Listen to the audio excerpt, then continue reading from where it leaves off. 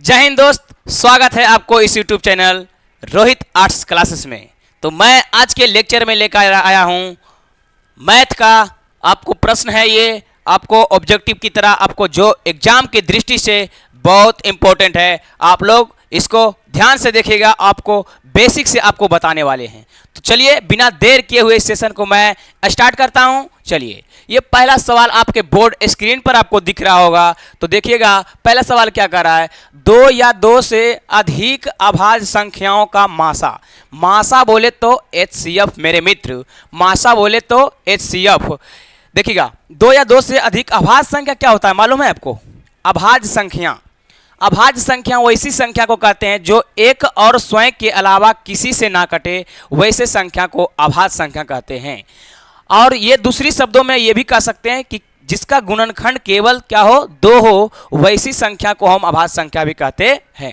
तो चलिए दो संख्या, दो या दो से अभाज्य संख्या का जो होगा हमारा मासा होगा एक होगा। क्या होगा? एक होने वाला है। देखिएगा कैसे, जैसे मान लिया ये दो अभाज्य संख्या ले लिए हम, तीन ले लिए और एक अभाज्य संख्या क्या ले लिए, पाँच ले लिए। तीन और पाँच के मासा क्या हो जाएगा हमारा, एक हो जाएगा। तीन और पाँच के मासा क्या हो जाएगा, एक होने वाला है। जैसे आप ले लीजिए पाँच और सात के मासा क्या हो जाएगा, एक हो जाएगा। क्या हो जाएगा, एक हो जाएगा। ठीक है, तो इससे हम पता चल गया है कि दो या दो से अधिक अभाज्य संख्याओं का मासा क्या होने वाला है, एक होने वाला है। इसलिए आपका ऑप्शन क्या हो, ऑप्शन नंबर ए हो जाएगा। ठीक है, चलिए तो नेक्स्ट सवाल आपका है। नेक्स्ट सवाल आपका क्या है, चलिए देखिए नेक्स्ट सवाल आपका बोर्ड स्क्रीन पर दिख रहा होगा। दो परिमेय संख्याओं के बीच कितनी परिमेय संख्या है? दो परिमेय संख्याओं के बीच कितनी परिमेय संख्या हो सकता है? देखिए दो परिमेय संख्या मान लिया जाए, परिमेय संख्या किसे कहते हैं जी? परिमेय संख्या हम जिसे P बटा Q के रूप में लिखा जाता है। परिमेय संख्या किसे कहते हैं? जिसे P बटा Q के रूप में लिखा जाता है। तो आप कहिएगा, जैसे मान लिया जाए एक भी हमारा क्या है, परिमेय संख्या, और दो भी हमारा क्या है, परिमेय संख्या है कि नहीं? इसे P बटा Q के रूप में लिख सकते हैं। कुछ नहीं तो नीचे में क्या है, 1 है। इसके भी नीचे में क्या है, 1 है। ठीक है, सिर्फ 0 नहीं होना चाहिए। चलिए यहाँ पर समझिएगा, तो ये हमारा दोनों परिमेय संख्या है, और हम कहें कि ये दो परिमेय संख्याओं के बीच कितनी परिमेय संख्या हो सकता है, तो हम कहेंगे कि अनंत परिमेय संख्या हो सकता है। आप कहिएगा कैसे? चलिए अनंत परिमेय संख्या क्या था हमारा, देखिए ऑप्शन नंबर हमारा, देखिए कैसे होता है। यहाँ एक के और दो के बीच में बोला है, तो या तो कोई भी बच्चा निकाल सकता है 1.2 निकाल सकता है। कोई बच्चा कहेगा हम 1.23 निकालेंगे। कोई बच्चा कहेगा हम 1.32 निकालेंगे। कोई बच्चा कहेगा हम 1.43 निकालेंगे, है न? तो इन दोनों के बीच में कितनी संख्या आएगा? अभी कोई बच्चा निकालेगा 2 निकालेगा। ठीक है, 1.222। तो ये आप समझ में आ रहा होगा आपको, ये इसमें बहुत सारे परिमेय संख्या निकल रहा है। दो परिमेय संख्याओं के बीच कितनी परिमेय संख्या? तो अनंत परिमेय संख्या होता है। तो चलिए इससे आपको पता चला है क्या कि दो परिमेय संख्याओं के बीच कितनी परिमेय संख्या होता है मेरे मित्र, मेरे लाडले, या क्या हो जाएगा हमारा ऑप्शन नंबर डी हो जाएगा इज करेक्ट आंसर। समझ में आया बात को? चलिए बहुत बढ़िया सवाल था। चलिए अब आगे बढ़े हम। लेकिन इसी में अगर बात किया जाता, देखिएगा देखिए इस बात को, ठीक है, चलिए देखिए यही सवाल में अगर कहा जाता, लेकिन बताइए दो परिमेय संख्याओं के बीच कितनी परिमेय संख्या है। लेकिन अगर बात किया जाता है इसमें कि दो लगातार सम संख्या के मासा क्या होगा, लगातार दो सम संख्याओं के मासा क्या होगा, तो लगातार दो सम संख्याओं का मासा क्या होगा, 2 होगा। ठीक है, चलिएगा यहां से चलिए अब आगे बढ़े हम। चलिए इसका ऑप्शन नंबर क्या हो जाएगा, डी। चलिए इसका देखिए आगे सवाल क्या है, किन्हीं दो संख्याओं के बीच में केवल एक परिमेय संख्या होगा, अनेक परिमेय संख्या होगा, अनंत परिमेय संख्या होगा, कोई तर्क संगत संख्या नहीं। अभी हम बताए थे दो संख्याओं के बीच, कोई भी दो संख्याओं के बीच अनंत परिमेय संख्या होता है, अनंत परिमेय संख्या होता है, अनंत संख्याएं होती है। इसका मतलब ऑप्शन नंबर क्या हो जाएगा मेरे मित्र, अनंत अनेक परिमेय संख्या, अनंत परिमेय संख्या। देखिए अनंत परिमेय संख्या हो जाएगा, ऑप्शन नंबर डी हो जाएगा। ऑप्शन नंबर क्या हो जाएगा, डी हो जाएगा। देखिए ऑप्शन नंबर क्या हो जाएगा, डी हो जाएगा। आई बात समझ में? चलिए आगे बढ़े हम, बहुत ही बढ़िया। चलिए तो आगे चलते हैं हम। ठीक है, चलिए आगे हमारा सवाल क्या है, यहां से देखिएगा आप। चलिए देखिए कितना मजेदार सवाल है ये, आपको गौर से देखिए और आपको इसको बनाने के प्रयास कीजिए। आप क्या कर रहा है, प्रत्येक परिमेय संख्या है, प्रत्येक परिमेय संख्या क्या है, पूर्ण संख्या है या प्रकृत संख्या है या पूर्णांक संख्या है या वास्तविक संख्या है, क्या है, या वास्तविक संख्या है। देखिए दिख रहा है आपको, या वास्तविक संख्या है, क्या है, वास्तविक संख्या। जरा बात बताइए आप लोग, चले देखिए आप, समझ में आ रहा है आपको। देखिए हम बताते हैं आपको, ये जो हमारा संख्या होता है, समझिएगा, वास्तविक संख्या आप लोग पढ़े होंगे, क्या चीज पढ़े होंगे, वास्तविक संख्या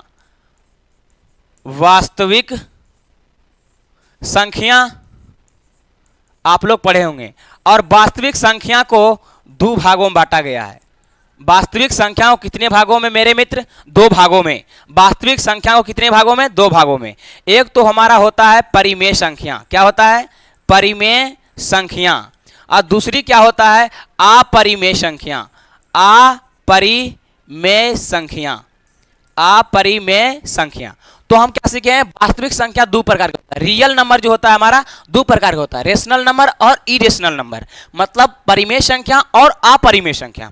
अब क्वेश्चन में क्या पूछा है जरा ध्यान देंगे आप लोग, गौर से देंगे ध्यान आप लोग। यहां देखिए आप लोग क्या बोल रहा है, देखिए कि प्रत्येक परिमेय संख्या, प्रत्येक ई परिमेय क्या होता है, वास्तविक संख्या। अगर पूछा होता सवाल में कि प्रत्येक अपरिमेय संख्या क्या होता है, तो वास्तविक संख्या। यहाँ इसका मतलब यही है कि वास्तविक संख्या दो प्रकार का होता है, परिमेय और अपरिमेय। तो परिमेय और अपरिमेय दोनों क्या है, वास्तविक संख्या है मेरे मित्र। तो आपको आशा है कि इस चीज को आपको समझ में आ गया होगा। चलिए आपको बेसिक से बताएंगे, जो चीजें आपको मालूम नहीं है वो मैं आपको बेसिक से बताने वाले हैं। तो चलिए क्लियर यहाँ से, बहुत ही बढ़िया। तो ऑप्शन नंबर आपका क्या होने वाला है यहां से, ऑप्शन नंबर डी। चलिए आगे बढ़े यहां से, चलिए बहुत बढ़िया। चलिए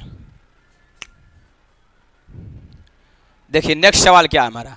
नेक्स्ट सवाल आपको बोर्ड स्क्रीन पर आपको दिख रहा होगा, ठीक है। देखिए बहुत ही बढ़िया सवाल है एकदम, ठीक है। यहीं से ऑब्जेक्टिव में आता है आपका 10th बिहार बोर्ड में, ठीक है। चलिए आप गौर से देखिएगा, बहुत फायदा होगा आपके लिए, ठीक है।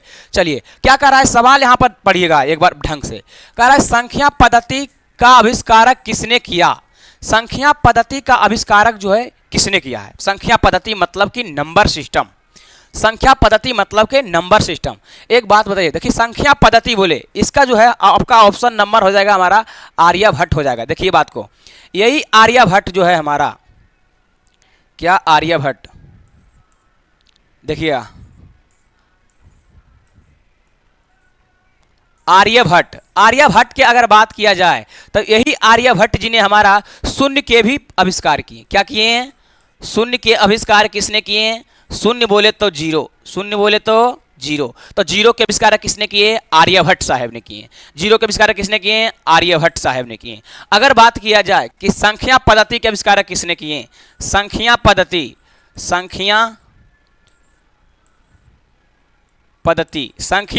के आविष्कारक किसने किए, तो हमारा यही आर्यभट्ट साहब जी ने किए। अगर बात किया जाए कि पाई के आविष्कारक किसने किया, तो पाई के आविष्कारक भी आर्यभट्ट साहब जी ने। अगर बात किया जाए कि सूर्य सिद्धांत किसने दिया, सूर्य सिद्धांत किसने दिया, तो सूर्य सिद्धांत भी किसने दिया, आर्यभट्ट साहब जी ने दिए। सूर्य सिद्धांत किसने दिया, आर्यभट्ट साहब जी ने दिए। अगर बात आता है कि आर्यभट्ट जो थे कौन सा देश के थे, ये हमारा थे भारतीय। क्या थे, भारतीय। क्या थे, भारतीय। अगर बात आता है कि कौन सा काल में थे, कौन सा काल के थे, तो गुप्त काल के थे। क्या, कौन सा काल, गुप्त काल। कौन सा काल, गुप्त काल के थे। क्या थे, और 6ठी शताब्दी के थे, 6ठी शताब्दी। चलिए 6ठी शताब्दी के थे। क्या थे, 6ठी शताब्दी के।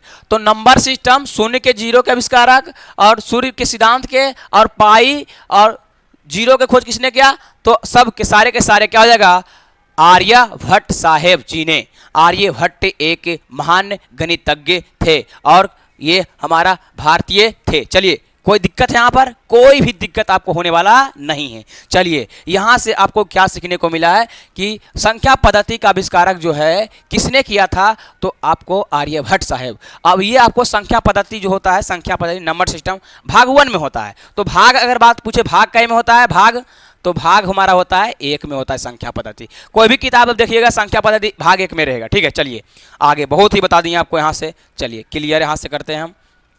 अगले सवाल क्या है हमारा? अगला सवाल जो है यहाँ से देखिएगा, संख्या पद्धति का निर्माता राष्ट्रीयता क्या है? संख्या पद्धति नंबर सिस्टम राष्ट्रीयता क्या है? राष्ट्रीयता क्या है भाई? राष्ट्रीयता भारतीय है कि चीनी है? भारतीय है या चीनी, यूरोपीय है कि अमेरिकी है? क्या है? अमेरिकी है। बताइए, अभी हम बताए थे संख्या पद्धति निर्माता मतलब आविष्कार जो किया है संख्या पद्धति को, वो क्या है? राष्ट्रीयता क्या है? भारतीय है कि अमेरिकी है कि चीनी है? बताइए, अभी बताए थे जी, अभी हम तुरंत बताए थे भारतीय है। क्या है? भारतीय है। अभी आया था कि नहीं आया था? देखिए, चलिए बहुत ही बढ़िया, आपको समझ में आ गया होगा। अभी बताए थे हम भारतीय। चलिए कौन काल के थे? गुप्त काल के। चलिए आगे बढ़े हम, बहुत बढ़िया। चलिए आगे बढ़ते हैं। चलिए ये सवाल आपको दिख रहा है, देखिए क्या कर रहा है? संख्या पद्धति का आविष्कारक किस शताब्दी में हुआ? अभी हम तुरंत बताए थे ये बात, अभी बताए थे कि नहीं ये बात? देखिए आप पढ़िए ध्यान से इसको, आप ध्यान से पढ़िए इसको। संख्या पद्धति के आविष्कारक किस शताब्दी में हुआ? अभी बताए थे हम। संख्या पद्धति के आविष्कारक किसने किया? तो आर्यभट्ट साहब जी ने किए। क्या किसने किए? आर्यभट्ट साहब जी ने किए। लेकिन किस शताब्दी में किए? तभी बताए थे, ये जो थे गुप्त काल के थे। क्या थे? गुप्त काल। तो बताइए 6ठी शताब्दी, आपको नहीं बताए थे? 6ठी शताब्दी में, अभी तुरंत बताए जी। चलिए बहुत बढ़िया। तो चलिए नेक्स्ट सवाल हमारा क्या है? नेक्स्ट सवाल देखते हैं हम। नेक्स्ट सवाल है हमारा, संख्या पद्धति के किस वर्ग में रहती है? संख्या पद्धति किस वर्ग में रहती है? संख्या पद्धति अभी तुरंत बताए थे। संख्या पद्धति आपको जो है नंबर सिस्टम जो है, ध्यान से सुनिएगा, ऑप्शन देख लेते हैं एक बार। ऑप्शन हमारा क्या है? तो वैज्ञानिक, राष्ट्रीय, व्यावसायिक, गणितीय। नहीं, देखिए ध्यान से सुनिएगा आप। संख्या पद्धति जो है वो संख्या पद्धति क्या होता है? देखिए लाख, 10 लाख ये सब होता है, ठीक है, करोड़, ठीक है। और ये होता है अंतर्राष्ट्रीय, इंटरनेशनल होता है वो मिलियन, बिलियन, ट्रिलियन होता है। तो ये हमारा जो है लाख, 100, 1000, ये हमारा क्या हो जाएगा? राष्ट्रीय हो जाएगा। क्या हो जाएगा? राष्ट्रीय वर्ग में आता है। लाख, 10 लाख, 20 लाख, 30 लाख, ये सब कुछ में आएगा, राष्ट्रीय में आएगा। तो ऑप्शन नंबर जो हो जाएगा हमारा राष्ट्रीय हो जाएगा। क्या हो जाएगा? राष्ट्रीय। देखिए ध्यान से दिख रहा है आपको? चलिए बहुत बढ़िया। तो चलिए नेक्स्ट सवाल हमारा क्या है, जरा गौर से समझिएगा आप लोग। चलिए देखिए, दिख रहा है आपको? बहुत ही बढ़िया। चलिए ये सवाल आपका रहा, बहुत ही बढ़िया सवाल है। अभी हम बताए थे तुरंत, अभी जस्ट बताए थे हम, इतना इस पर आर्यभट्ट जी पर कितना अच्छा चर्चा किए थे। कह रहा है संख्या पद्धति, कह रहा है कि संख्या पद्धति किस अंश के निर्माता, किस अंश में निर्माता के प्रणाली है? अभी हम बताए थे जी, संख्या पद्धति जो है हमारा वर्णन किस भाग में किया गया है? तो अभी बताए थे संख्या पद्धति जो भाग 1 में रहता है। आप किताब कोनो भी लीजिए, नंबर सिस्टम भाग 1 में रहेगा, ठीक है। आप देख लीजिएगा किताब निकाल के, बुक निकाल के, ठीक है। तो चलिए अब यहां से चलते हैं।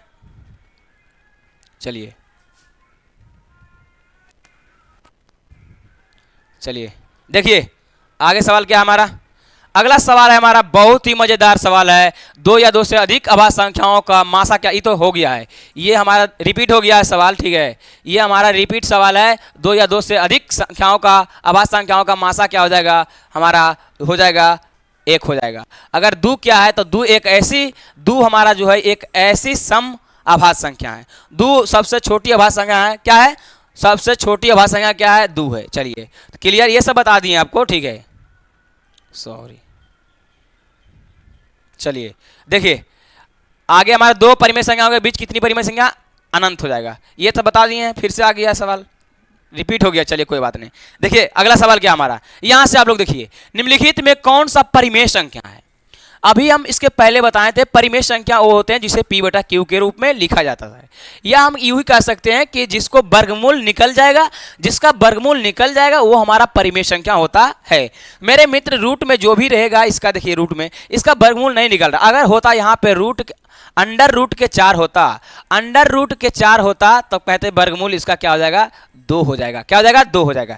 लेकिन अंडर रूट नहीं है मेरे मित्र, अंडर रूट क्या है? नहीं है। अंडर रूट नहीं है तो क्या हमारा होगा? नहीं, ये हमारा अपरिमेय संख्या है। क्या है? अपरिमेय संख्या है। अपरिमेय, अपरिमेय संख्या है। अपरिमेय, ये भी हमारा देखिएगा, ये भी हमारा जो क्या है, अपरिमेय है, अपरिमेय है,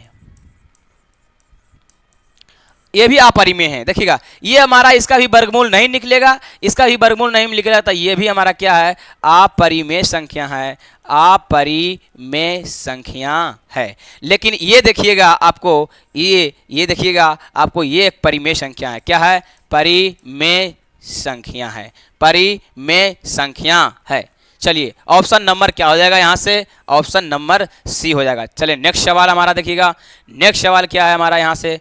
चलिए बहुत ही बेहतरीन सवाल था, यहाँ देखिए बहुत ही बढ़िया सवाल। यहाँ देखिए आप लोग, इस सवाल में आपको ध्यान से देखिए और मारिए टकटकी लगा के। यहाँ पर क्या है, यहाँ पर सवाल नंबर ये है हमारा, देखिए। चलिए अब देखिए यहाँ क्या कर रहा है, 6/15 का दशमलव प्रसार क्या होगा। एक बात यहाँ पर आपको कॉन्सेप्ट बताने वाले हैं हम। कॉन्सेप्ट ये है मेरे मित्र कि आपको शांत अगर होने के लिए पूछा है कि कोई दिया हुआ है आपको संख्या, ठीक है, अगर आपसे पूछे कि शांत, क्या चीज शांत, देखिए दिख रहा है आपको। चलिए शांत होने के लिए अगर बोले आपसे, तो शांत होने के लिए समझिएगा, शांत होने के लिए जिसके हर में, जिसके क्या बोले, जिसके हर में, जिसके हर में, देखिए शांत होने के लिए आपको बता रहे हैं, ठीक है, जिसके हर में, जिसके हर में 2 के पावर में n गुना के 5 के पावर में n, तो हमारा ये जो होता है ये हमारा शांत को दर्शाता है। अगर मान लिया अशांत को, तो अशांत अगर जिसके हर में, जिसके हर में 2 पर पावर n गुने 5 के पावर n के रूप में ना हो, तो उसे कहते हैं हम अशांत दशमलव। अब हम चेक करना स्टार्ट करते हैं। जैसे दिया गया था हमारा 6 कितना था, 15 था, यही था ना सवाल जी। सबसे पहले इसको काटता है तो काट लीजिए, 2 तिया के 6 कटेगा, 3 5 तिया के क्या कटेगा, 15 कटेगा। यहाँ से आया है 2 कितना जी, तो 5 आया है। हम क्या बोले थे, हर वाला को क्या करना है, 2 या 5 के फॉर्म में रहेगा तो कहेंगे शांत है।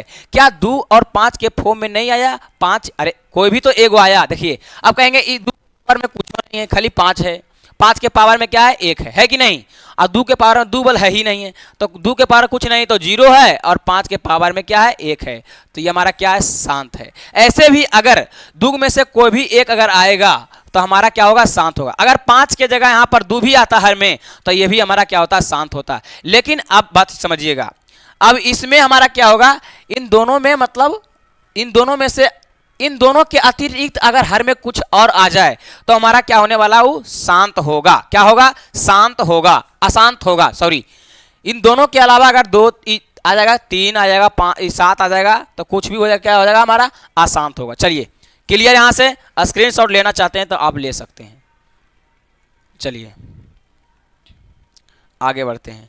तो इसका ऑप्शन क्या हो जाएगा जी, छोटा शांत के दशमलव प्रसार क्या हो जाएगा, तो हमारा क्या हो जाएगा, अभी बताएं आपको, शांत हो जाएगा। चलिए क्लियर, बहुत बढ़िया।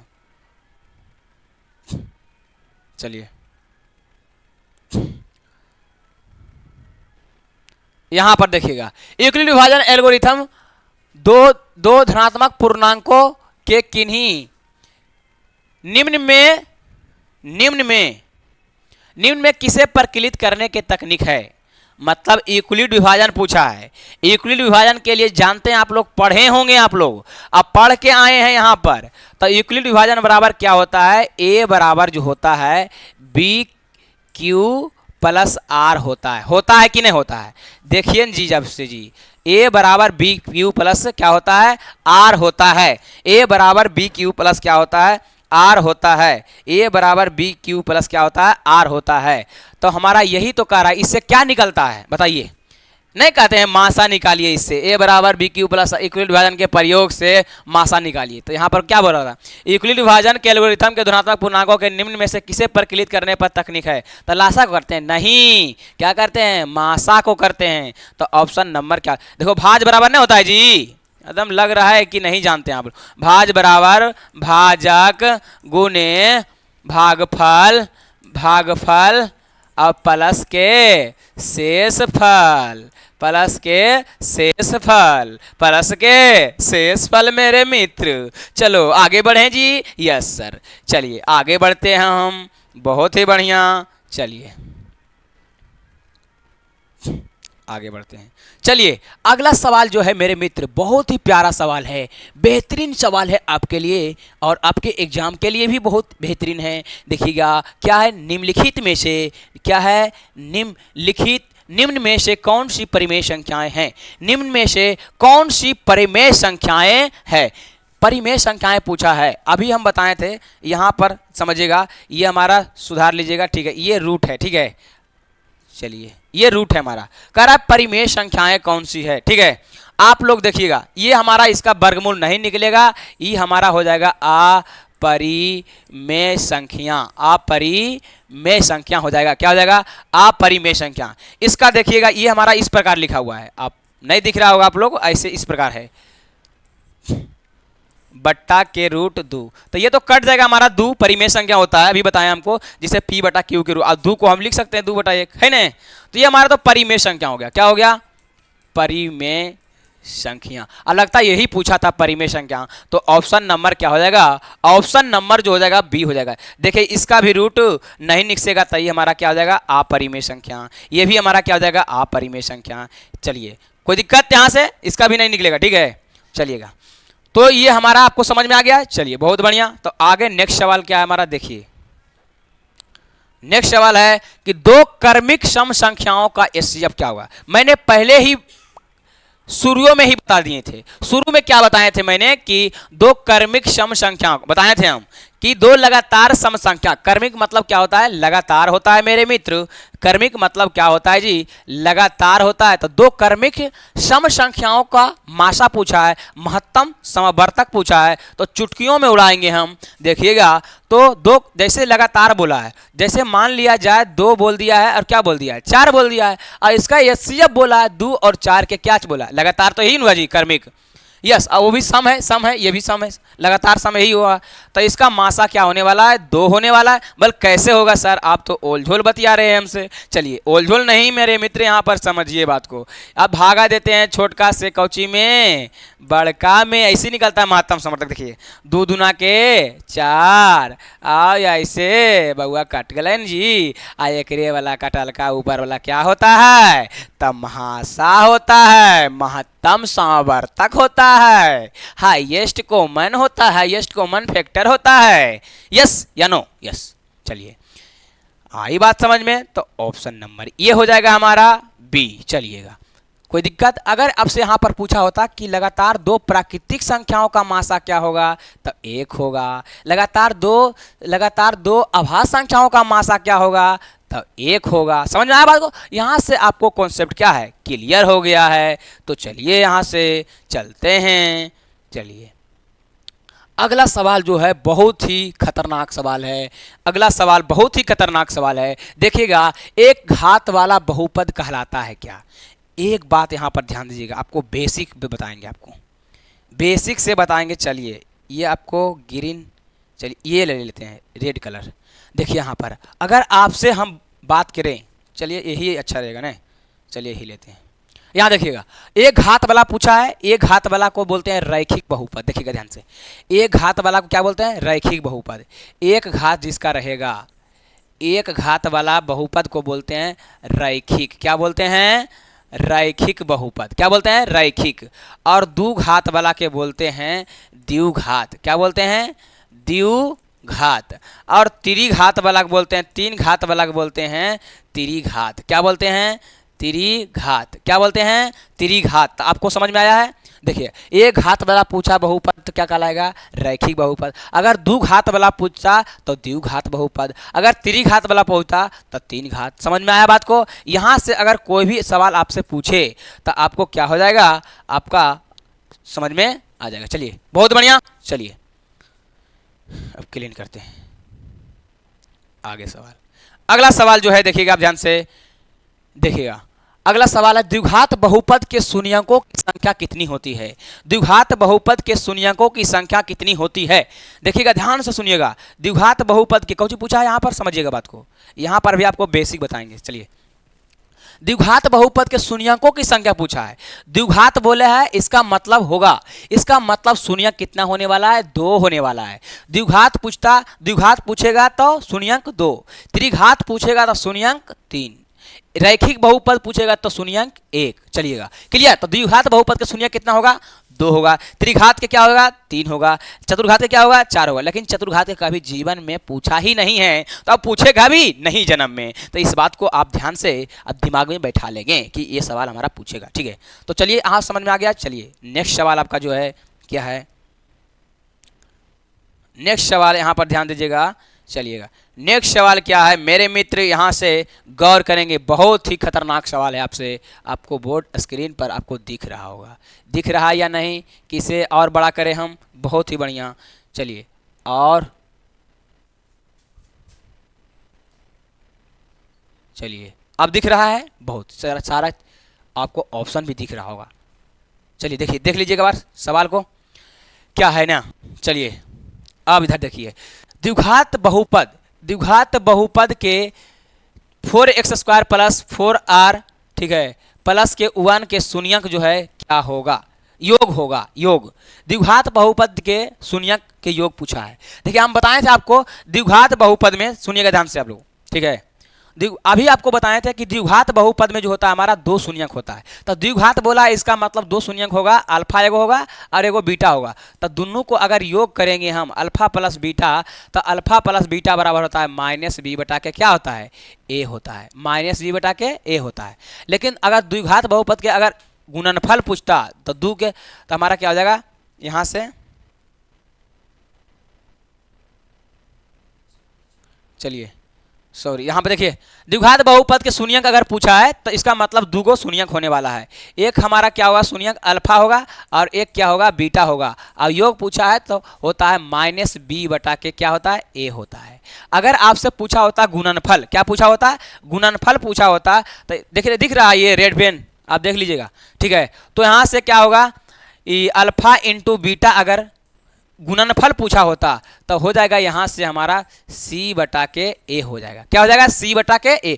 पूछा क्या है, द्विघात बहुपद में 2 शून्यक होगा, एक अल्फा होगा और एक बीटा होगा। ध्यान सुनिएगा। अब हम जानते हैं, ये वाला आपको पता होगा, आप पढ़ के आए होंगे कि ये हमारा होता है a का मान है, ई हमारा जो है इसके साथ जो है b का मान है, ई हमारा जो है क्या है, c का मान है। तो a का मान हो गया 4 और b का मान क्या हो गया अभी 4 और c का मान क्या हो गया 1 हो गया इन्हें। अब बैठा लीजिए, शून्यकों का योगफल पूछा है। शून्यकों का योगफल क्या होता है, अल्फा प्लस बीटा बराबर -b बटा के a होता है। अब -b और -b की जगह कितना मान है, 4 है, तो 4 दे दिए। a के मान कितना है, 4 है, 4 दे दिए। और 4 से जब 4 के काट देंगे तो माइनस के 1 आंसर हमारा ऑप्शन है, कहीं दिख रहा है आपको, ऑप्शन नंबर डी हो जाएगा मेरे प्यारे मित्र। लेकिन यही सवाल में अगर आपसे पूछ दिया जाता कि द्विघात बहुपद के, आप बताइए गुणनफल क्या होगा, द्विघात बहुपद के गुणनफल अगर आपसे पूछा होता तो अल्फा इंटू बीटा बराबर क्या लगाते, c बटा a। और c का मान मेरे मित्र 1 है,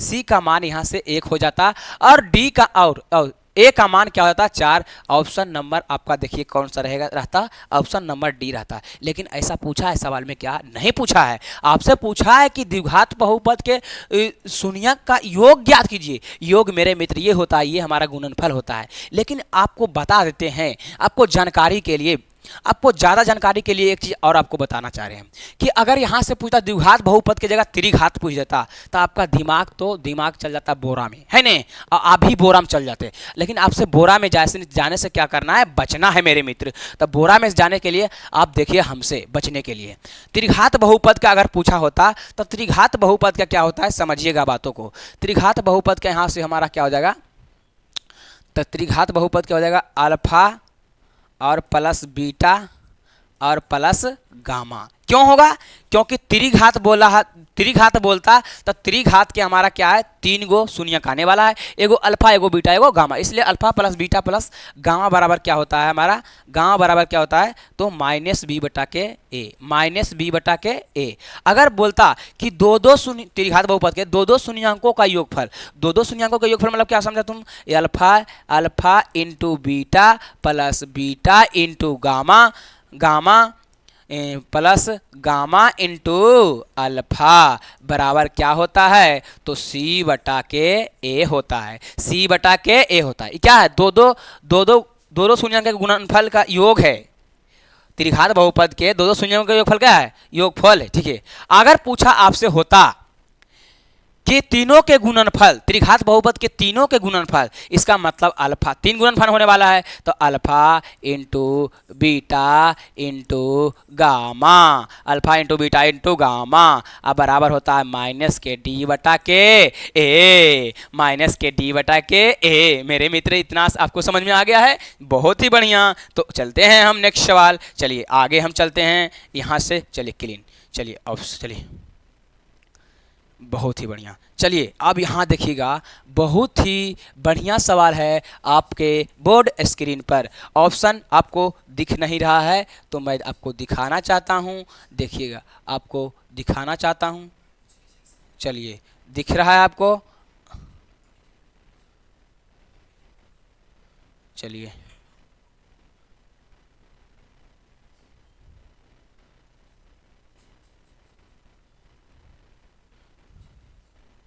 नहीं, अच्छा ये ऑप्शन है, ये है, चलिए बहुत बढ़िया।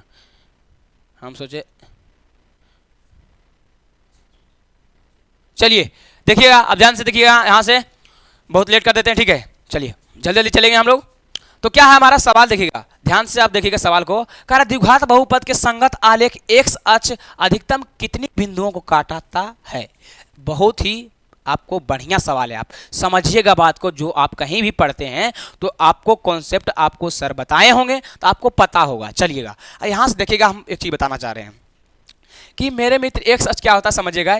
ये हमारा जो होता है, ये ग्राफ आपको बताते हैं पहले। ये हमारा जो होता है, ये हमारा बाई अक्ष होता है। क्या होता है, बाई अक्ष होता है। और ये जो होता है हमारा एक्स अक्ष होता है। क्या होता है, एक्स अक्ष होता है, एक्स एक्सिस होता है, एक्स अक्ष होता है या नहीं। ये हमारा ग्राफ आपको बता रहे हैं, ध्यान सुनिएगा। कह रहा अधिकतम कितने बिंदु पर काटता है, समझिएगा। अब द्विघात बोला है, अगर रैखिक बहुपद बोलता तो रैखिक बहुपद इसका मतलब इसको जो काटेगा सिर्फ एक बार काटेगा। क्या काटेगा, एक बार काट दिया। यहाँ पर देख रहे हैं आप लोग, चलिए एक बार यहाँ पर काट दिया है। यहाँ पर काटा कि नहीं काटा है, देखिए एक बार काटा है जी, एक बार काटा है। तो ये हमारा रैखिक बहुपद कहता। तब रैखिक बहुपद को आलेख जो है एक्स अक्ष को, ये एक्स अक्ष है ना, एक्स अक्ष को कितना बार, एक बार रैखिक बहुपद बोलता तब। ये कौन बोलता, रैखिक बोलता तब। लेकिन अगर बोला यहाँ से द्विघात बहुपद, अब एक्स अक्ष को बोला है, इसका मतलब जो है इसको काटता है कितना बार, दो बार। कितना बार, दो बार। देखो यहाँ से देखिए आप, दो बार काट रहा है कि नहीं, देखिएगा ध्यान से। चलिए देखिए यहाँ से दो बार काट रहा है कि नहीं। एक बार यहाँ काट दिया, एक बार क्या काट दिया, यहाँ काट दिया। काटा कि नहीं काटा, चलिए देखिए आपको काटा कि नहीं काटा, यहाँ से काटा। देखिए देख रहे हैं, एक सच को कितने बार काटा है, दो बार काटा है। इसका मतलब द्विघात बहुपद, द्विघात, देखो द्विघाते का संगत पूछ रहा है एक सच को कितना को।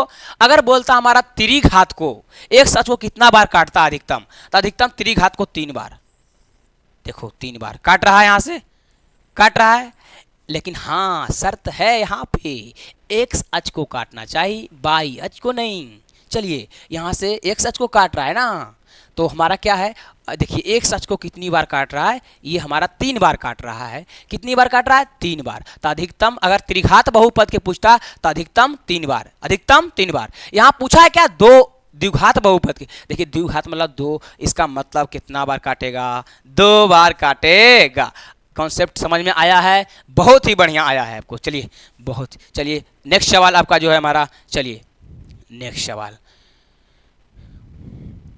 देखिएगा, बहुत ही बढ़िया सवाल है। यहाँ से आपको समझ में आएगा, गारंटी इसका मैं लेता हूँ।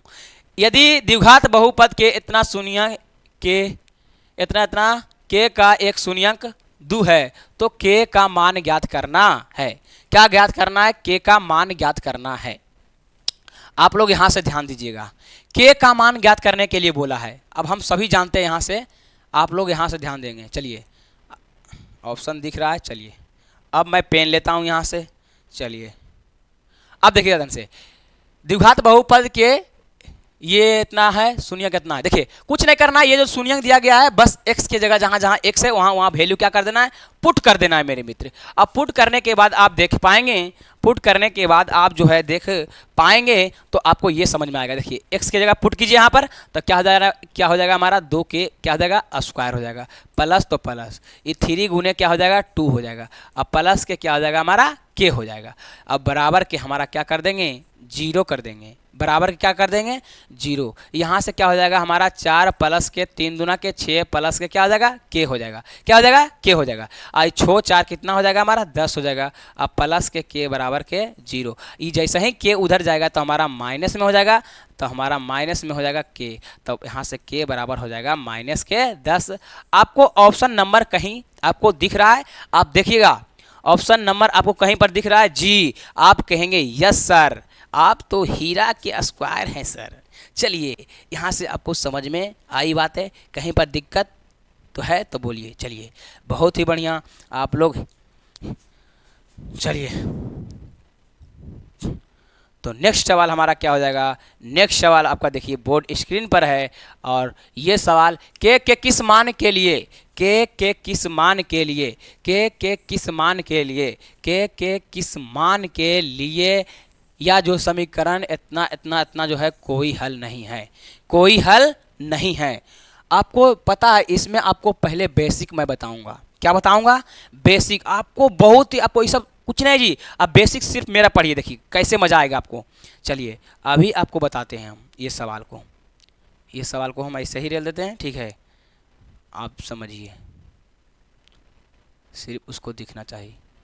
चलिएगा यहाँ समझिएगा बात को, एक बात समझना ये है, हाँ चलिए हम इसमें चलते हैं समीकरण, एक बार आते हैं हम बैक, यहाँ पर समझिएगा आप, चलिए यहाँ पर समझिएगा, आप लोग समझाना क्या चाह रहे हैं देखिएगा ध्यान से, मजा आ जाएगा। पेन, पेन लेते हैं, ठीक है, पेन में ब्लैक लेते हैं, ब्लैक आपको दिखेगा, देखते हैं ब्लैक दिख रहा है, नहीं दिखेगा, येलो भी नहीं दिखेगा, ब्लैक है ठीक रहेगा। चलिए दिख रहा है बोर्ड पे जी, बहुत बढ़िया, ब्लैक, चलिए बहुत अच्छा। चलिए यहाँ देखिएगा आप लोग, हम जो बताने वाले हैं उस पर खाली आप ध्यान दीजिएगा, ये आपका सवाल जो है धजिया उड़ा दीजिएगा आप लोग। देखिए आपको हम बताते हैं सबसे पहले समीकरण, क्या बताते हैं, समीकरण, समीकरण, और समीकरण को हमारा 2 भागों में बांट दिया गया है। समीकरण को कितने भागों में बांट दिया गया है, 2 भागों में क्या कर दिया गया है, बांट दिया गया है, 2 भागों में समीकरण को बांट दिया गया है। और समीकरण के 2 भागों में कौन कौन सा समीकरण, तो आप ध्यान दीजिएगा, समीकरण एक होता है जो हमारा होता है संगत समीकरण, क्या होता है, संगत समीकरण, संगत समीकरण, और दूसरा जो है हमारा असंगत समीकरण है, असंगत समीकरण। देखिए संगत समीकरण उसको बोलते हैं जिसका चर मान क्या होता है, निकल जाता है, जिसका चर मान निकलता है, जिसका चर मान निकल जाएगा वो हमारा संगत समीकरण होगा। जिसका चर मान नहीं निकसेगा, जिसका x का मान y का मान नहीं निकसेगा, वो हमारा जो होता है असंगत समीकरण होता है। यहाँ अगर आपको समझ में नहीं आया तो कोई दिक्कत नहीं है, लेकिन जो बातें आपको ज़्यादा लाभदायक है वो आपको समझ में आने वाला है, देखिएगा ध्यान से।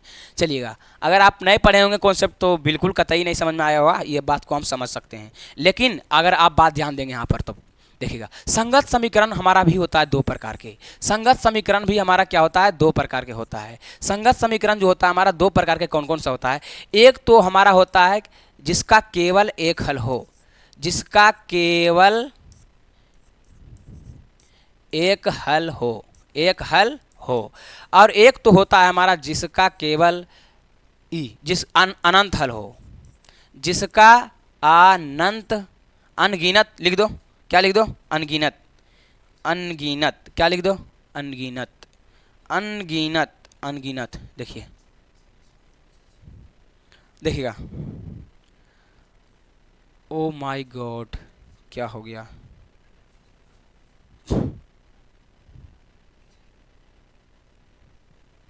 नहीं आया, ओहो, चलिए कोई बात नहीं, फिर से आपको बता रहे हैं, ठीक है, चलिए कोई बात नहीं, होता है। ये लो, देखिए हम बताएं, क्या बताए थे आपको? आपको हम ये बताए थे कि समीकरण जो होता है हमारा दो प्रकार के होता है। समीकरण जो होता है हमारा दो प्रकार के होता है। समीकरण कितने प्रकार के बताए थे आपको? दो प्रकार के। समीकरण कितने प्रकार के? दो प्रकार के। चलिए, समीकरण दो प्रकार के आपको बताए थे। समीकरण कितने प्रकार के? दो प्रकार के। समीकरण दो प्रकार के। चलिए, समीकरण दो प्रकार के। देखिए,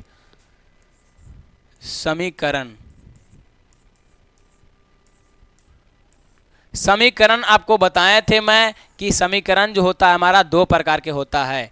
एक तो बताए थे आपको संगत समीकरण,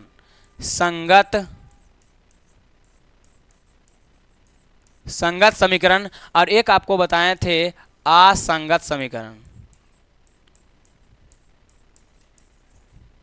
असंगत समीकरण, संगत समीकरण और असंगत समीकरण। आपको बताएं, संगत समीकरण उसको बोलते हैं जिसका चर मान जो है हमारा निकल जाता है, और असंगत समीकरण उसको बोलते हैं जिसका चर मान नहीं निकलता है। चलिएगा, यहां से आपको समझ में आएगा, हर हाल में आपको समझ में आएगा ही। चलिए ध्यान से देखिएगा आप लोग, यहां से क्या है हमारा, चलिएगा, संगत समीकरण को भी हमारा दो भागों में बांट दिया गया है। संगत समीकरण को भी हमारा दो भागों में क्या कर दिया गया है?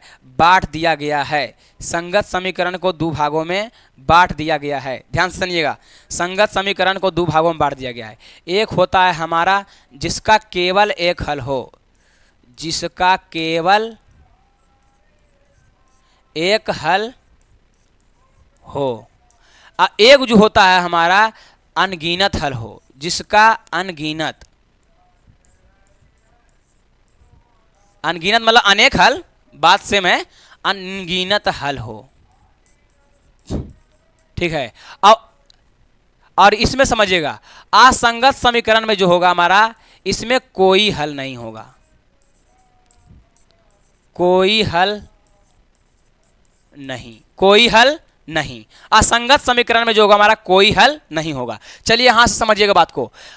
यहां पर क्या है कि जिसका केवल एक हल होगा, तो इसका जो हमारा केवल एक हल है, यहाँ पर समीकरण युग्म दिया रहेगा, ठीक है। इसे आप देखेंगे, ग्राफ बनाएंगे आप, इसको ग्राफ बनाएंगे, समीकरण जब दो को दिया हुआ रहेगा युग्म के रूप में, तो आप समीकरण बनाएंगे, तो इसका जो ग्राफ, इसका जो, पहले हम आपको क्या बताते हैं, समीकरण क्या बताते हैं। केवल एक हल होने के लिए समीकरण क्या हो सकता है, तो समीकरण जो होगा हमारा, ये हमारा होगा a1 बटा के a2 होगा, बराबर नहीं होगा b1 बटा के b2, बराबर नहीं होगा b1 बटा के b2। तब हम क्या समझेंगे, जब a1 बटा a2 बराबर b1 बटा b2 नहीं होगा, a1 बटा a2 के बराबर नहीं होगा b1 बटा b2, तो हम समझेंगे कि केवल एक हल है। इसका क्या है? केवल एक हल है। केवल क्या है जी? एक हल है। केवल क्या है? एक हल है। समझिएगा बात को। इसका अगर जो ग्राफ अगर बात करेंगे, तो इसका जो ग्राफ बनेगा हमारा प्रतिच्छेदी बनेगा। देखिए यहाँ पर जो है हमारा एक ही बिंदु पर काटेगा। यहाँ जो देखिए, जब बराबर नहीं होगा तो आगे भी हमको चेक नहीं करना C1 बटा C2, उसको चेक करने की जरूरत नहीं है। जब पहले बराबर नहीं होगा तो आगे काहे चेक करेंगे, है नहीं।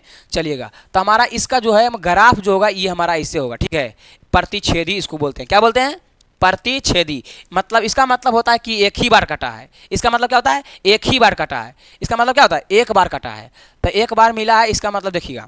तो अगर आपसे पूछें क्या होगा इसका समीकरण, तो a1 बटा a2 नहीं है, बराबर नहीं है b1 बटा b2 के, बराबर नहीं है b1 बटा b2 के। देखिए ध्यान से, हाँ, अगर आपसे यहाँ पर, तो इसका बोलेंगे ग्राफ कैसा होगा, तब क्या होगा? प्रतिच्छेदी होगा। प्रतिच्छेदी, प्रति क्या होगा? छेदी होगा। लेकिन अगर आपसे बोले जाए कि बताइए विरोधी है कि अविरोधी है, और इसको एक और नाम है, इसका अद्वितीय हल बोलते हैं। क्या बोलते हैं? अद्वितीय, अद्वितीय हल। अद्वितीय हल। अद्वितीय हल क्यों बोलते हैं मालूम है आपको? अद्वितीय हल इसलिए बोलते हैं मेरे मित्र इसको कि द्वितीय का मतलब दो होता है, आ का मतलब नहीं होता है, मतलब इसका द्वितीय हल नहीं है, मतलब केवल एक हल है। केवल क्या है, एक हल है। इस बात को आप दिमाग में भेजे में आप बैठा ले मेरे मित्र कि अद्वितीय हल का मतलब होता है केवल एक हल, मतलब द्वितीय हल नहीं। तो दोनों बात ही सेम है। कैसा ग्राफ होगा, प्रतिच्छेदी होगा। a1 बटा a2 बराबर नहीं है b1 बटा b2 का। चलिए नेक्स्ट सवाल जो हमारा क्या है, ये हमारा अनगिनत हल होने के लिए आपको बता रहे हैं क्या होगा। अच्छा ये बताइए, अविरोधी होगा कि विरोधी होगा, बताइए आप, विरोधी होगा कि अविरोधी होगा, विरोधी होगा कि अविरोधी होगा, आप कमेंट कीजिएगा। देखिए यहाँ पर अनगिनत हल होने के लिए आपको बता रहे हैं क्या चीज, अनगिनत हल।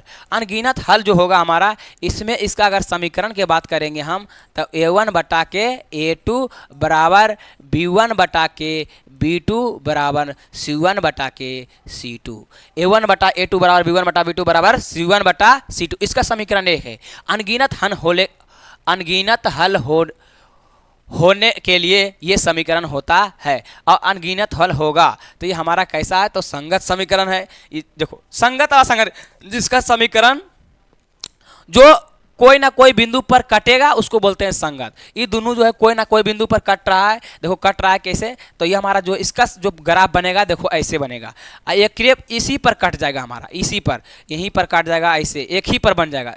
तो कई बार भी बहुत तरह से कट सकता है, बहुत जगह पर कटता है, नहीं कटता है, एक ही पर हो गया हमारा, एक ही पर, क्या चाहिए, एक ही पर। तो हम कहेंगे हमारा जो है एक ही पर सूत गया ना जी, एक ही पर सूत जाएगा, इसका मतलब सब बराबर दोस्तों, अपने में रहता बराबर, तो एक के पर सूत जाएगा, इसी को बोलते हैं समपाती। क्या बोलते हैं जी, समपाती। क्या बोलते हैं जी, समपाती। क्या बोलते हैं बुआ, समपाती। क्या बोलते हैं बुआ, समपाती।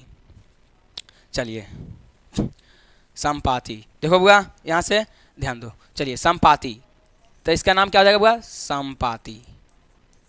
तो समपाती होने के लिए क्या चीज, क्या है शर्त, a1 बटा a2 बराबर b1 बटा b2 बराबर c1 बटा c2। दिक्कत, कोई दिक्कत है मेरे मित्र, नहीं। यहां से देखिएगा, कोई हल नहीं होने के लिए, कोई हल नहीं होने के लिए आपको बताए थे हम, यहां पर कोई हल नहीं होने के लिए a1 बटा a2 बराबर के b1 बटा के b2 बराबर नहीं होगा c1 बटा के c2। यहाँ पर देखिएगा ई बराबर नहीं होगा c1 बटा c2, जब ये दोनों बराबर हो अगला भी चेक करेंगे तो c1 बटा नहीं होगा, तो बोलेंगे इसका कोई हल नहीं है, इसका कोई हल नहीं है, इसका कोई हल नहीं होगा, इसका कोई हल नहीं होगा। मतलब कोई हल नहीं किसका होता है, असंगत समीकरण का कोई हल नहीं होता है। इसका समीकरण देख लीजिए आप, a1 बटा a2 b1 बटा b2। अगर अब बात करें कि इसका ग्राफ कैसा बनेगा, इसका जो ग्राफ बनेगा ये कभी मिलबे नहीं करेगा। ये दोस्तों बात 3 गो दोस्त है, ये कभी मिलेगा दोस्तों बाजी, कर हम नहीं मिलबो नहीं मिलबो नहीं मिलबो, और नहीं मिलबो तो मतलब कि तो जो ऐसे हम जीवो ऐसे है ना जी। इसका मतलब क्या हो जाएगा, इस समांतर में जा रहा है, एक दूसरे के क्या है, समांतर में, तो कभी ये मिलेगा, इसे कभी नहीं मिलेगा। हाँ ऐसे सट के जाता लहरिया कट के मार के तो मिल जाता, लेकिन कह रहा है हम मिलबे नहीं करबो दोरा से। इसका मतलब की है, इसको बोलते हैं समांतर। क्या बोलते हैं, समांतर। तो कोई हल नहीं होने के लिए इसका ग्राफ क्या होता है, समांतर होता है। और a1 बटा a2 बराबर b1 बटा b2 बराबर c1 बटा c2 नहीं होता है। a1 बटा a2 बराबर b1 बटा b2 बराबर नहीं है c1 बटा c2 के। तो इतना चीज आपको समझ में आया है, आपको बेहतरीन से आपको समझ में आया होगा इस चीज को हम गारंटी लेते हैं कि आपको समझ में सारी बात आपको समझ में आ गया होगा। इस चलिए दोनों में देखिए, संगत समीकरण किसको बोलते हैं, जिसका हल निकसेगा संगत समीकरण, जिसका हल इसको भी निकल रहा है इहो संगत समीकरण, इहो संगत समीकरण, ये होगा संगत नहीं होगा, ये हमारा क्या होगा, असंगत होगा। अब बताओ ये विरोधी है कि अविरोधी, ये विरोधी है कि अविरोधी, बताइए। ये मिलने से क्या कर दिया, विरोध कर दिया, मिलने से क्या कर दिया, विरोध। इसको इसलिए बोलते हैं विरोधी। क्या बोलते हैं, विरोधी।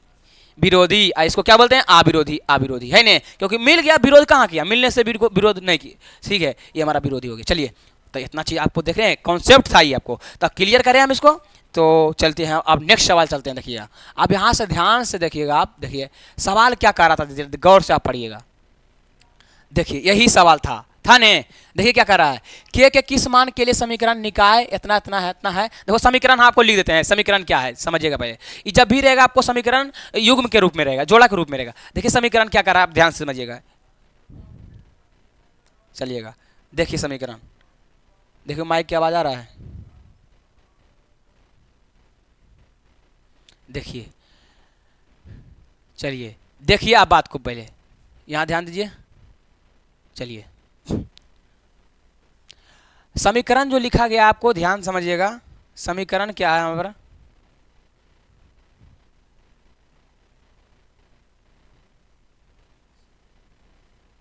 देखिए समीकरण क्या है हमारा, देखिए यहाँ ध्यान से, समीकरण ये है हमारा, देखिए समीकरण मैं लिख रहा हूँ 4x प्लस 3y ये बराबर के इस साइड आएगा ने तो हमारा -5 बन जाएगा। समीकरण हो गया। आइए हमारा समीकरण क्या है, 2x है और प्लस के y है और बराबर के इस साइड आएगा तो हमारा -1 हो जाएगा। हम सभी जानते हैं a का मान कितना है जी, a का मान है 4 और b का मान कितना है जी 3, b1 है, a1 है, b1 है और c1 के मान कितना हो जाएगा जी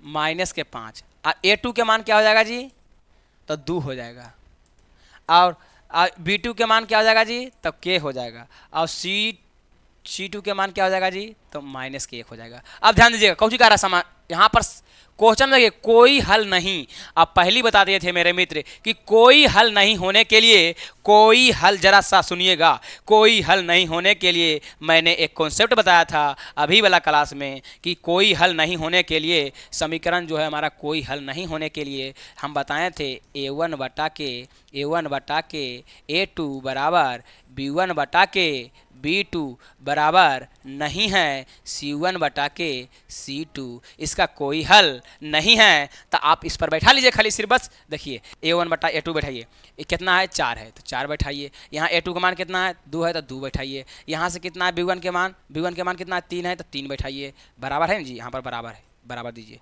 अब b1 के मान कितना है 3 है तो 3 दीजिए, के यहाँ पर कितना मान है के दीजिए, यहाँ पर बराबर नहीं तो बराबर नहीं दीजिए, यहाँ पर c1 का मान कितना है माइनस तो -5 दीजिए, यहाँ पर c2 का मान कितना है दीजिए, है नहीं। अब यहाँ समझिए कह रहा है के किस मान के लिए, अगर यहाँ से ऐसे निकालते हैं ऐसे तीसरा तीसरी मल्टीप्लाई करते हैं तो के नए मान निकलेगा, इसका मतलब नए होता है, इसका मान मतलब तो के मान निकालना है यहाँ पर तो इसको गुना कीजिए 4 के हो जाएगा, तीसरा तीसरी मल्टीप्लाई कीजिए, ठीक है। तो 4 के और 3 दूना के 6 तो 2 दूना के 4 और 3 दूना के तो के बराबर के हो जाएगा 3 बटा के 2 और 3 बटा 2 ऑप्शन में होगा तो 3 बटा 2 लगता है मेरे हिसाब से ऑप्शन में नहीं है, ऑप्शन गलत नहीं, ऑप्शन गलत है, ठीक है। आप इसी को ढंग से देख लेंगे आपको समझ में आ जाएगा, आपको गलत नहीं बता रहे हैं, ठीक है। यहाँ पर समझिएगा ऑप्शन में आपका मिस प्रिंट हो गया है, ठीक है। देखिएगा ऑप्शन में 3 बटा 4 दे दिया गलती से, यहाँ पर 3 बटा क्या होना चाहिए था 2 होना चाहिए था, क्या होना चाहिए था 2 होना चाहिए था, यहाँ पर 3 बटा कितना होना चाहिए, चलिए यहाँ पर क्या होना चाहिए था, चलिए कोई बात नहीं, यहाँ चलिए देखिए यहाँ पर जो होना चाहिए अभी बताएं ना आपको, देखिए यहाँ पर क्या होना चाहिए 3 बटा के 2 कर लीजिएगा, बिल्कुल आपका क्या है सही है, ठीक है। 3 बटा के क्या हो जाएगा 2 हो जाएगा, 3 बटा के 2 हो जाएगा, आप सही कर लीजिएगा, ठीक। कभी भी 3 बटा 4 नहीं आएगा, ठीक है, आप किसी भी तरह कर लीजिएगा, ठीक है। चलिए तो नेक्स्ट सवाल है आपका क्या है हमारा, ऑप्शन नंबर ये मार लीजिएगा, ठीक है। चलिए ये हमारा जो है अब नेक्स्ट चलते हैं, चलिए नेक्स्ट सवाल देखिएगा, बहुत ही अच्छा सवाल है, चलिए उसी प्रकार देखिएगा। यहाँ पर क्या है के किस मान के लिए समीकरण जो है निकाय इतना इतना इतना है, तो इतना बात वही कॉन्सेप्ट फिर आ गया है, फिर वही सवाल है। आपको कॉन्सेप्ट बताएं कितना समझ में आ रहा है, देखिएगा यही सवाल कह रहा है कि अनगिनत हल होने के लिए आपको बताए थे, एक अभी कॉन्सेप्ट बताया है इसके पहले क्लास में, और वो हमारा कॉन्सेप्ट क्या था अनगिनत हल होने के लिए हम बताए थे आपको मेरे प्यारे मित्र कि अनगिनत हल होने के लिए आपको एक चीज़ बताए थे हम, और वो चीज़ क्या था हमारा जरा देखिएगा आप ध्यान से, चलिए देखिए वो हम बताए थे क्या अनगिनत हल होने के लिए a1 बटा के a2 बराबर b1 बटा के b2 बराबर c1 बटा के c2 बताए थे, ऐसा अनगिनत हल होगा, बताए थे जी। तो अनगिनत हल होने के लिए ये आपको बताए थे, तो आप यहाँ से गौर कीजिएगा। अनगिनत हल होने के लिए देखिए समीकरण पहले आप अच्छा से सजा लीजिए, इसको समीकरण को सजाने के लिए आता है 4x है, 4x और प्लस के वाई और बराबर के इस साइड जाएगा तो -6 हो जाएगा, -6, यहाँ से क्या हो जाएगा 2x और -4y और यहाँ से -3 हो जाएगा। अब देखिए ये a1 का मान हो गया, a2 के मान, b1 का मान, b2 के मान, c1 का मान, c2 के मान हो गया नहीं, इतना तो आपको समझ रहे होंगे बार बार लिखना थोड़ी नहीं जी। यहाँ पर देखिएगा A1 बटा के A2 समझिएगा, तो क्या हो जाएगा A1 बटा के A2 कितना हो जाएगा 4 बटा के 2 हो जाएगा। और यहाँ देखिए K बटा के बराबर है तो बराबर दीजिए, B1 के मान कितने हैं K दीजिए, यहाँ से माइनस के 4 है तो माइनस के क्या दीजिए 4 दीजिए, माइनस के क्या दीजिए 4 दीजिए। यहाँ से बराबर के है क्या चीज़ C1 बटा C2, C1 का मान कितना है -6 बटा के -3 है। कोई दिक्कत नहीं है दिक्कत। अब यहाँ से क्या कीजिए आप अब बना सकते हैं, देखिए अब या तो ऐसे ऐसे निकाल लीजिए या तो ऐसे ऐसे निकाल लीजिए, कहीं पर भी ऐसे भी गुना कीजिएगा इससे भी गुना कीजिए तो उतना आंसर आएगा। देखिए यहाँ पर कितना होगा 4 चौका 16 होगा माइनस के 16, और यहाँ से बराबर के 2 के हो जाएगा, क्या हो जाएगा 2 के, यहाँ से कट जाएगा तो 8 दूना के 16 हो जाएगा, तो के बराबर के कितना आया -8 आया। -8 है ऑप्शन में, देखिए जरा सा तो है कि नहीं है, देखिए जी -8 ऑप्शन नंबर ये हो जाएगा। अगर देखिए इधर भी कीजिएगा तो वैसे ही आएगा, देखिए आप इधर भी कर सकते हैं कोई दिक्कत नहीं है। देखिए 6 चौका कितना हो जाएगा 24 हो जाएगा, क्या हो जाएगा 24 हो जाएगा। इधर के हम 3 के करेंगे तो 8 के 24 नहीं होगा, क्या होगा कि नहीं होगा, नहीं होगा जी, सेम देखिए जी कर रहे हैं 6 चौका 24, तब माइनस माइनस क्या हो जाएगा प्लस 24 हो जाएगा। 3 के 8 के 24 आया -8 आया। अब कर सकते हैं, कर भी यहाँ से भी मान निकल जाएगा, कोई दिक्कत नहीं है। चलिए अब नेक्स्ट सवाल चलते हैं।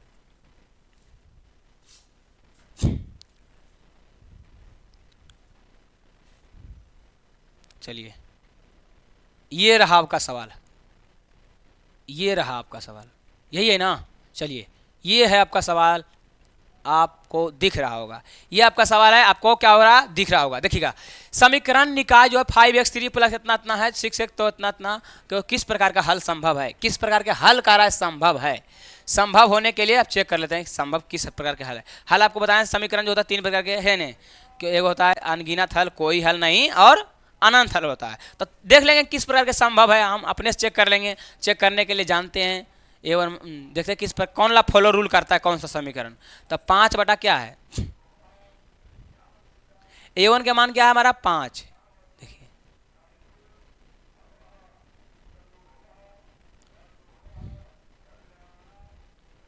देखिए A1 के मान क्या हमारा तब 5 है।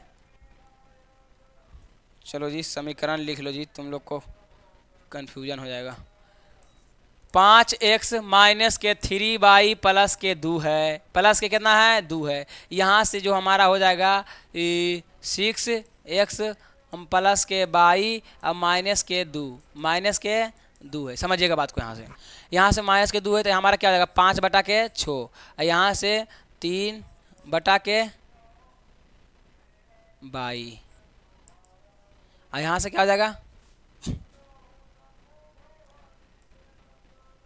2 बटा के -2 नहीं।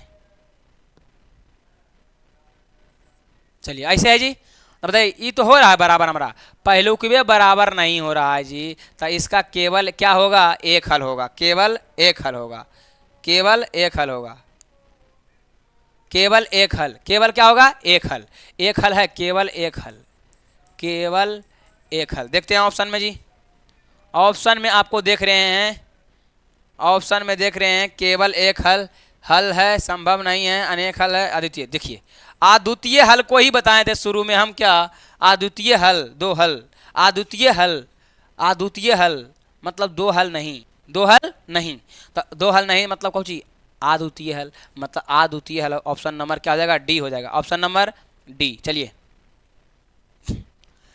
आगे देखिए सवाल क्या हमारा, रैखिक समीकरण के युग में जिसका कोई हल नहीं है, जिसका कोई हल नहीं है, अभी हम बताए थे, अभी हम बताए थे, काहे हम बोले ना ये कॉन्सेप्ट पर सारा बन जाएगा हमारा। कोई हल नहीं, कोई हल नहीं, कोई हल नहीं के लिए आपको बताए थे, अभी हम बताए थे कोई हल नहीं होने के लिए संगत युग्म। देखिएगा संगत होगा हमारा, संगत होगा बताए थे संगत होगा, और ये क्या है हमारा कोई हल नहीं, कोई हल नहीं के लिए क्या होगा हमारा आंसर क्या हो जाएगा, ये हमारा संगत होने के लिए नहीं है। कोई हल नहीं कब होगा जब हमारा असंगत युग्म होगा, असंगत समीकरण होगा तभी हमारा कोई हल नहीं होगा। ऑप्शन नंबर क्या हो जाएगा बी हो जाएगा। संगत होने के लिए तो एक हल अब केवल अनंत हल होता है नहीं। चलिए तो यहाँ से क्लियर होगा हमारा ऑप्शन नंबर जो है। चलिए ये हमारा टाइमिंग, देखिएगा क्या कह रहा है अगला सवाल जो है हमारा, रैखिक समीकरण के युग्म को हल करने की कितनी विधियां बीजगणितियां हैं। रैखिक समीकरण को बताए थे हम, जिसका बेसिक कॉन्सेप्ट क्लियर होगा उसको पता होगा। रैखिक समीकरण को हल करने के लिए 5 विधियां हैं। कितने विधियां हैं? 5 विधियां हैं। कितने विधियां हैं? 5 विधियां हैं। और कौन कौन है आपको बताए थे? बताए थे क्या? ग्राफीय विधि, हाँ ग्राफीय विधि और विलोपन विधि, प्रत्यास्थापन विधि और कार्तिक समानुपाती। तो यही सब 5 विधि है। कितनी विधि है? 5 विधि आपको बताए थे। तो ऑप्शन नंबर क्या हो जाएगा हमारा? 5 विधि। 5 विधि कितने हो जाएंगे? 5 विधि। ऑप्शन नंबर आपका, ऑप्शन नंबर क्या हो जाएगा? सी। ऑप्शन नंबर क्या हो जाएगा? चलिए चलिए क्लियर यहां से। चलिए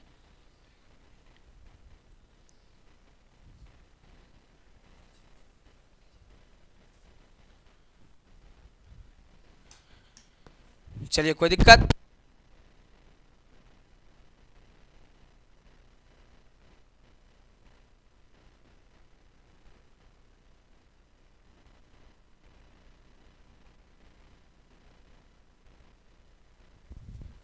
चलिए कोई दिक्कत है जी?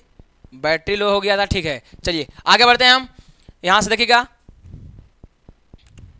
नेक्स्ट सवाल क्या हमारा, नेक्स्ट सवाल जो है हमारा, आप देखिएगा ध्यान से, यही सवाल नहीं है। चलिए, असंगत समीकरण के युग्म द्वारा निरूपित कैसी रेखाएं होती है? असंगत समीकरण बोल दिया। असंगत कैसी होती है? असंगत बताए थे। असंगत, असंगत मतलब जिसका कोई हल नहीं, जिसका कोई हल नहीं है मेरे मित्र। तो हम जानते हैं कि क्या होता है? समांतर होता है। असंगत के क्या होता है? दोस्तों बताएं, तीनों दोस्तों जो है ने कह रहा था कि हम नहीं तोरस नहीं मिलवाओ ऐसे जी, A1/A2 बराबर B1/B2 और बराबर नहीं है C1/C2 के। इसका कोई हल नहीं है। और बताएं थे इसका जो ग्राफ होगा, इसका जो ग्राफ होने वाला है एक दूसरे के समांतर होगा। बोला इसका दोस्तों कि हम नहीं मिलबो तोरस जो, ये दोस्तों बोला हम नहीं मिलबो जो, तो जो चलो, तो आपका क्या हो जाएगा? ऑप्शन नंबर इसमें जो हो जाएगा, ऑप्शन नंबर आपका क्या हो जाएगा? समांतर हो जाएगा। Option number